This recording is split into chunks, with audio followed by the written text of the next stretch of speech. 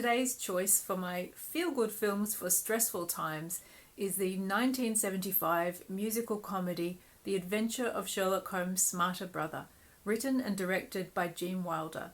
The film stars Gene Wilder, Madeline Kahn, Marty Feldman, Roy Kinnear and Leo McKern, and Dom DeLuise.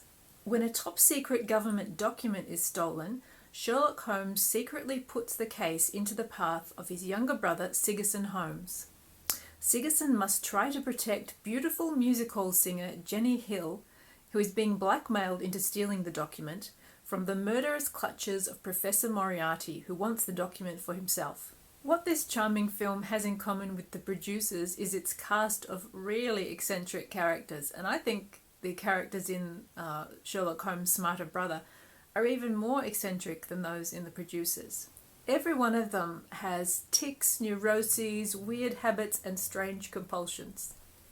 It's a film that celebrates the eccentric, the character actor, and it has a really idiosyncratic style of comedy in a film that's not only really funny but also at times exciting, romantic and even touching.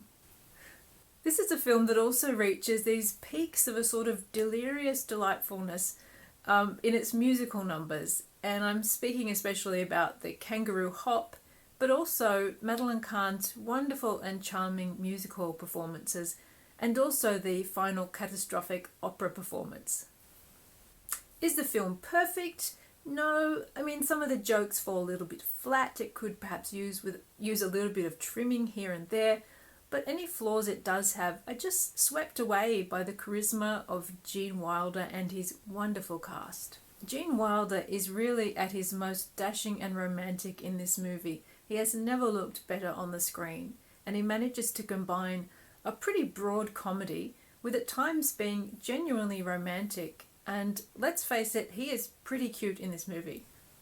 Madeline Kahn really sparkles in this movie, and it is such a wonderful and perfect showcase for her amazing skills, not only as a comedy performer but as a singer, and her singing is just so lovely in this film. She manages to make Jenny a vulnerable and touching character, as well as delivering laughs while looking absolutely gorgeous.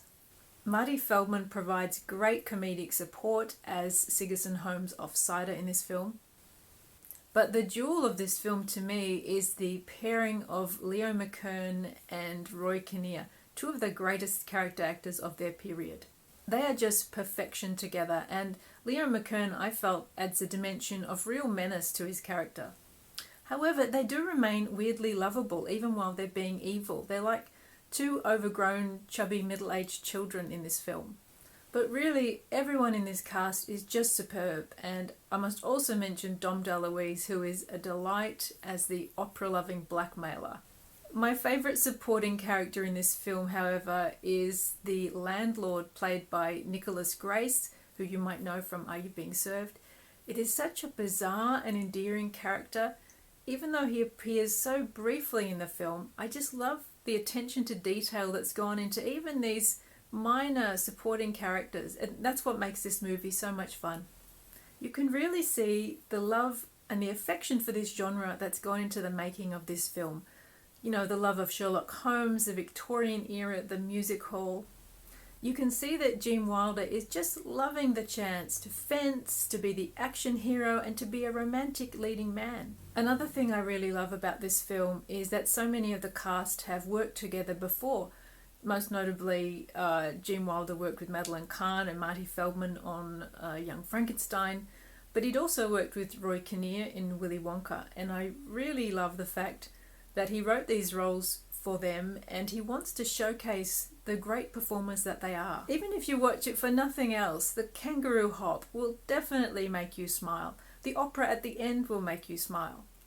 And the ending is so sweet and uplifting, and it really elevates this film above a regular straight comedy. There is real heart in this film, as well as the crazy comedy and the bizarre eccentric characters. It's one of those films where the story really doesn't matter as much as the ride that the film takes you on. Gene Wilder is one of those actors who always just makes everything better, and he makes you feel better just watching him. Madeline Kahn is like that too, and so is Marty Feldman. Spend an hour and a half with these wonderful performers and go along on this film's crazy ride, and I am sure you will feel better at the end.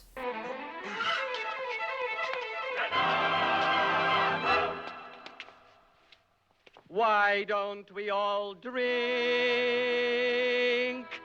some very sexy wine?